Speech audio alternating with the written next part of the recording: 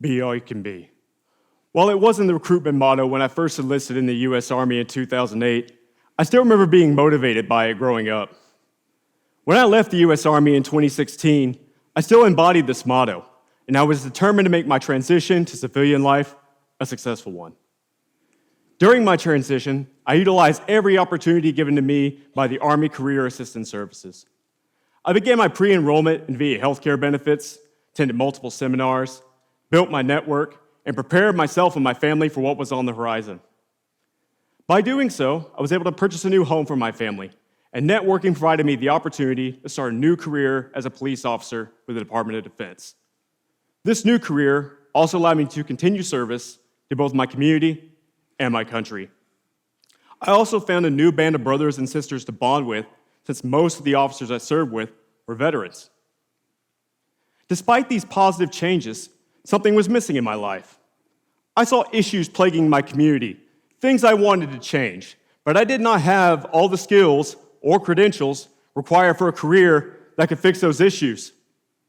Moreover, while I'd elevated myself through promotions I attained through mentorship from my fellow officers, I still did not have the mentors needed to meet my future career goals. I soon discovered that the only way to become a person I had never been, I would surround myself with people whom I aspired to be. My solution to this dilemma was through education. With this idea in mind, I decided to enroll in college. I found my undergraduate years to be challenging but rewarding. I enrolled in full-time online courses while still working as a full-time cop. Within 2.5 years, I graduated with high honors, obtaining my bachelor's in the arts with a double major in criminal justice and psychology. Originally, I planned to further my career in law enforcement as a special agent after obtaining my degree. This all changed after I met my program advisor, who informed me of another path. With my analytical skills, leadership style, and GPA, Dr. Madewell asked if I would consider pursuing a PhD in psychology. She said that with my talent and skills, I was not only qualified for graduate school, but I would thrive there. She said I was not a normal student, but I had no idea how right she was. Veterans are often some of the most driven and diligent people on the face of the planet. It is often for this reason alone that the GI Bill was made into law. According to a 2020 census conducted by the Student Veterans of America, or SVA, 83% of student veterans have a 3.0 GPA or above. Before the end of World War II, President Franklin Roosevelt signed into law the Servicemen's Readjustment Act of 1944, otherwise known as the GI Bill of Rights. After the war, returning veterans flooded colleges across the U.S. Not only did these veterans face issues integrating into civilian life, but these higher educational organizations were unprepared for this influx of student veterans, which led to additional problems like housing shortages and lack of veteran transition assistance. These groups of student veterans banded together and formed communities to overcome these challenges and earn their college degrees. In 1971, the United States transitioned from a drafted army to an all-volunteer force. Because of this, through the 1970s through the 1990s, service member numbers began to decline. To combat this, the revised Montgomery GI Bill was offered as a recruitment incentive for the all-volunteer force. And yet, despite the declining number of service members, student veteran organizations continued to grow.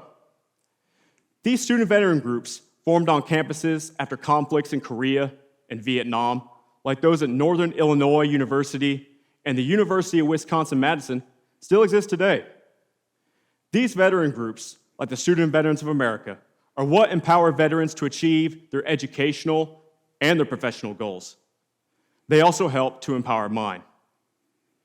Heeding my advisor's words, I enrolled in graduate school, pursued my PhD in industrial organizational psychology. The problem was I had no idea what culture shock I was getting myself into. With all my undergraduate years being online, I had never attended all full-time in-person classes before. Graduate classes require more time commitment, significantly more readings, and even more challenging assignments. Tuition for graduate programs is significantly higher, and grant funding is more difficult to both find and obtain. What's more, I had only 2 semesters left in my GI Bill to cover tuition, and I was unable to pay for that tuition myself and to quit my previous career in law enforcement to commit to being a full-time student. The cherry on top, I'd incurred more debt in order to purchase a new home for my family to relocate to Tulsa.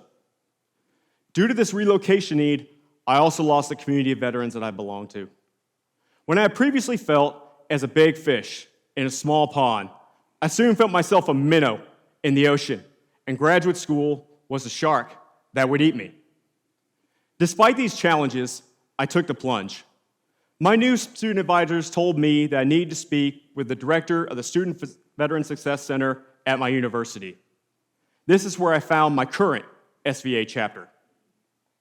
I joined the SVA at the Tulsa University after enabling the last of my post-9/11 GI Bill benefits. My first encounter with the faculty and members of the SVA was like any other experience I had been a part of. Not only was I a member of a new veteran community, but I was surrounded by lifelong learners. With over 1,600 SVA chapters and over 750,000 members, I soon discovered that my membership is far beyond any just tuition coverage, book stipends, or housing allowances. I was not only around other veterans, but mentors, visionaries, and leaders. That void that I felt was missing after my military service was filled as I soon discovered a purpose unlike any I'd experienced before. I was amazed at the opportunities that veterans have to advance themselves and their education. Through the SVA's network, I met student veterans like Scott Leeper from Indiana University South Bend, who told his story how the SVA connected him with a nationwide network of other like-minded student veterans that are pursuing their dreams and goals. The SVA also helped Scott attain a $10,000 John Edelman Scholarship towards tuition and housing. Another excellent example is Anita O'Daniel, a fellow graduate student like me at the University of Tulsa. Through the SVA, Anita discovered her calling when she met with other female veterans that encouraged her to pursue her law degree. Her passion for VA case law and supporting veterans and their families is inspiring. With the guidance of student veterans like Scott and Anita, I was not only able to form new relationships with other veterans, but I began to find opportunities that empowered me as well. For example, I was introduced and accepted to programs like the Student Veterans of America Leadership Institute in Washington, D.C. This program brings veterans from over 1,600 SVA chapters for a 3-day course filled with networking, skill building, and leadership that's matched by any other seminar, bar none. This takes the massive human capital that veterans possesses and supercharges it, giving them this quantum leap towards being their community's next leaders and mentors. But my quantum leap didn't stop there. I was also invited to attend the 2024 SVA National Convention, where I found tools to better navigate the VA healthcare system, improve my local SVA chapter, and bolster my professional skills. I was also enrolled in the VA's Veteran Readiness and Employment Program, which allows veterans like me with limited financial resources to pursue their degrees by providing tuition coverage, book stipends, housing allowances, and even career progression services to achieve both their educational and professional goals. Veterans are goal-oriented, and it often allows them to succeed in life. However, what veterans truly need is community. Just as international students require communities to thrive, veterans require communities in order to integrate into society.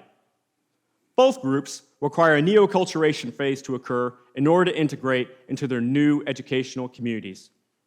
The statistical resemblance between international students and veteran students is uncanny.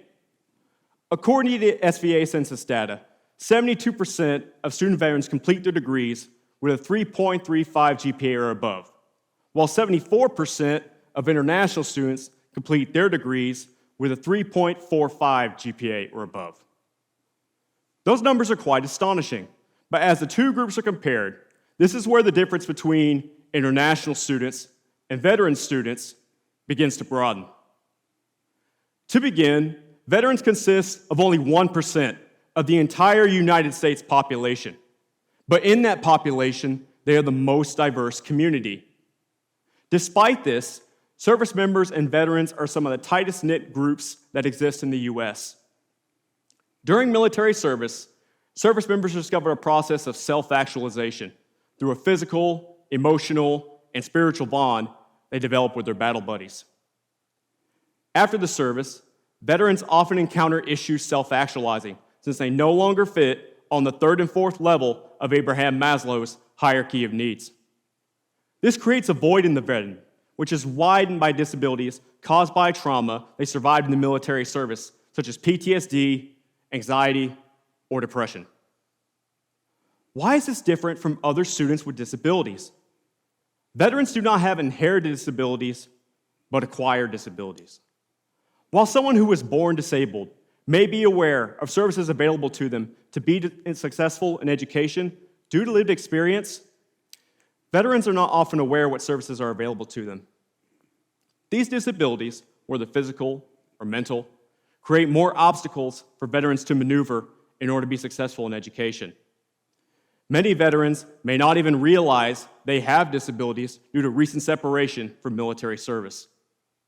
The VA healthcare system can be difficult to navigate, and often the veteran must speak the nexus knowledge the VA requires to prove that their disabilities are service-connected. Without this knowledge, veterans often find themselves victims of depression or even suicide as they attempt to acclimate to invisible ailments they previously did not have. This is where organizations like the SVA can help. The SVA can not only provide educational resources, but assist veterans with issues related to VA healthcare, disability compensation and pension, or even housing assistance. You may be asking yourself, how does this apply to me? The fact is, I found organizations like the SVA completely by chance.